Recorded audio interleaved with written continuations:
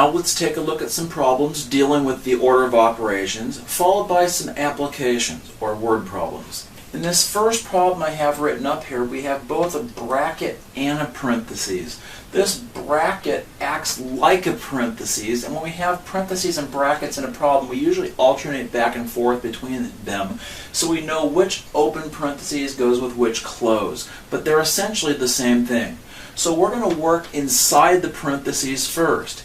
Inside this parentheses, we see addition and an exponent, and this exponent is going to go first. So we've got to take 1.2 and multiply it by itself. So I'm going to take 1.2 times 1.2 off to the side here. You know that 12 times 12 is 144. And we also know when we're multiplying, we count the number of digits to the right of the decimal and the two numbers we're multiplying together. Since each of these only have one digit to the right of the decimal, there will be a total of 2 digits to the right of the decimal in our product, which gives us 1.44. So coming down to the next line, we have 2.2 plus, open bracket, 9.34 plus 1.44. And then we're going to do the addition inside the brackets first. So we've got to take our 9.34 plus the 1.44, add down, and get 10.78. Inside the bracket now we have 10.78.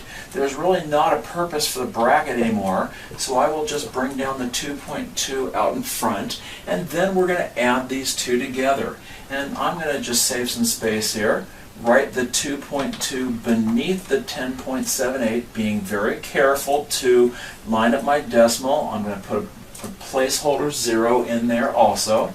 And adding down, we have 8921 with that decimal in the middle there. So our answer is 12.98. In this next problem, we see addition and multiplication, and the multiplication will go first. I'm going to go off to the side and write 3.6 times 9. Do the multiplication as we normally would. 9 times 6 is 54. Put the 4 down and carry the 5. 9 times 3 then is 27, plus the 5 we carried is 32. There is one digit to the right of the decimal in what we multiplied together, and so we will have one digit to the right of our decimal in the product there, 32.4. We now have 6.84 plus 32.4. Now we need to add these two together. I will bring my 6.84 down to the next row, but line up my decimals carefully and understand that there is a 0 in that top number in the tenths column. Now I can add down and have 4, 12, put the 2 down and carry the 1. In the next column, 1 plus 2 plus 6 is 9. And then we bring down the 3, and our answer to this problem is 39.24. You just have to be careful of when you do line up the decimals and when you don't line up the decimals. Sometimes you run into a problem in which one number is in decimal form and the other is in fraction form, and you have to make a choice. You have to go with all decimals or all fractions. Let's say you go with the fractional form. Then you would pronounce this 0.04 as 4 hundredths, and you'd have 20 and 4 hundredths being divided by 4 fifths. Now 4 hundredths can be reduced to 1/25th, and this will become 20 and 1/25th divided by 4 fifths, which we would turn into multiplication by the reciprocal, multiplying by 5 fourths. Ooh boy, a little bit messy. We multiply 25 times 20, get 500, plus 1 would be 501 over 25, then multiplied by the 5 fourths. We could cancel the 25 and the 5 on the diagonal. Each is divisible by 5, and then multiply across to get 501 over 20. Now the question is, do we leave our answer in fractional form or convert it to decimal form? I will do long division here. It's okay as a fraction right here, but converting it to a decimal form, the 501 would be divided by 20. 20 does not go into 5, but it goes into 50. 2 times. 2 times that 20 is 40. Subtract and get 10, bring down a 1. 20 goes into 101 5 times, making 100. And we're going to have to continue on. I'm going to put a decimal in, followed by a couple zeros, and move that decimal through the division bar. Bring down a 0. 20 does not go into 10, so I put that 0 in as a placeholder. Bring my next 0 down. 20 goes into 100 5 times. And so 25.05 would be the quotient, the answer to our division problem, in decimal form, whereas 501/20ths would be our answer in fractional form. Now that was a little bit of work. Let's say you wanted to go instead with decimal form at the beginning. I'm going to keep my answer here of 25.05 so we can look at it. And this other way would require that we take 4/5 and convert it to a decimal. Now you might have this one memorized because it was on that list I had you memorize. If not, you will have to do the division longhand. 5 does not go into 4, but 5 does go into 40 8 times perfectly, and we get 0.8. So we would now take 20.04 and divide that by 0.8. Well, when we do our long division here, 20.04 divided by 0.8, we're not allowed to have this decimal outside. So we have to treat that as the whole number 8, moving our decimal over one position, and then underneath our division bar do the same thing and move the decimal up. Then we can start asking our questions. How many times does 8 go into 2? It doesn't. How many times does 8 go into 20? The answer is 2 times, making 16. Subtracting to get 4 and bring down a 0. 8 goes into 40 5 times exactly. So there's nothing left there, but we need to bring down this 4.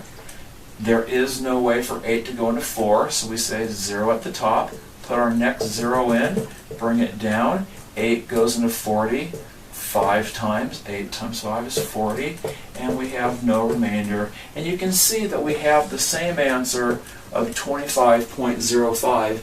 Either way we look at this problem, it's just a matter of your preference which way you want to go.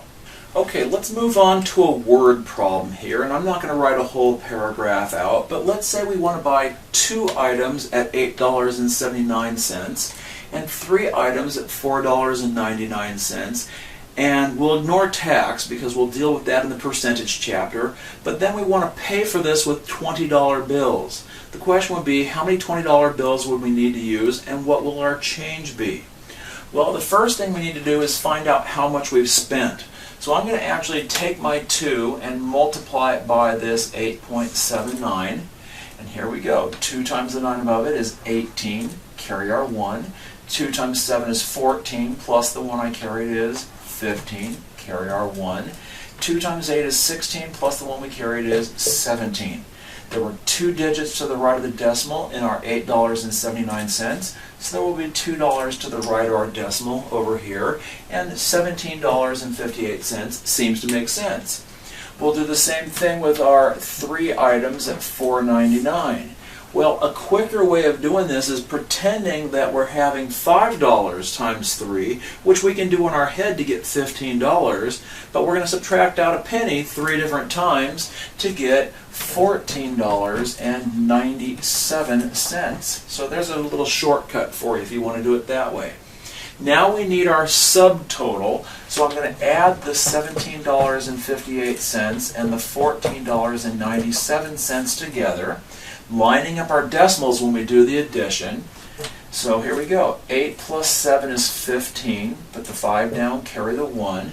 1 plus 5 plus 9 is 15. Put the 5 down, carry the 1. 1 plus 7 plus 4 is 12. Put the 2 down, carry the 1. And then 1 plus 1 plus 1 is 3. So our subtotal is going to be $32.55. Now if we're paying for this with $20 bills, you can see that we're going to need 2 $20 bills. We're going to pay with $40. And to find our change, we're going to have to do some subtraction. Begin with $40 and subtract $32.55. And we're going to have to do some borrowing. We can't borrow from any of these zeros, so we start at the 4, turn it into a 3, move 10 to the next column. Borrow from the 10, make it a 9, move 10 to the next column. Borrow from the 10, make it a 9, and one last time, move 10 to the next column. Bring our decimal down and do our subtraction. 10 minus 5 is 5. 9 minus 5 is 4. 9 minus 2 is 7, and 3 minus 3 is 0. So we would have $7.45 change when we use two $20 bills to pay for these items. Now let's do a problem involving averages. We don't see decimals yet, but I promise we're going to have one. Let's say you've got 3 test scores of 79, 86, and 72 that you're happy about, but on a 4th test you kind of take a bomb and you want to know how much is that going to affect your grade. When you are finding the average of 4 numbers, you add those 4 numbers up and then divide by 4. So let's do that. I'm going to just line everything up under the 46. Here's our 72, 86, and 79. And adding up, we have 6 plus 2 is 8, plus 6 is 14, plus 9 is 23. Put 3 down, carry the 2. We then have 2 plus 4 is 6, plus 7 is 13, plus 8 is 21, plus 7 is 28. So we've got to take that 283 now, and we need to divide it by 4. 4 does not go into 2, but it does go into 28, 7 times on the nose, giving us 28. So we subtract, get 0, bring down our 3. 4 does not go into 3, which I will signify by putting a 0 at the top there. And I'm going to put a decimal down in a couple more digits so we can keep the division going. We bring down our first 0. 4 goes into 30 7 times, making 28. We subtract and bring down 2, and then another 0. And 4 goes into 20 5 times, making 20 exactly. So our average in this problem would now be 70.75. And if you are concerned about getting a C and your teacher's grading scale had 70% as a C, you would still be in that C category.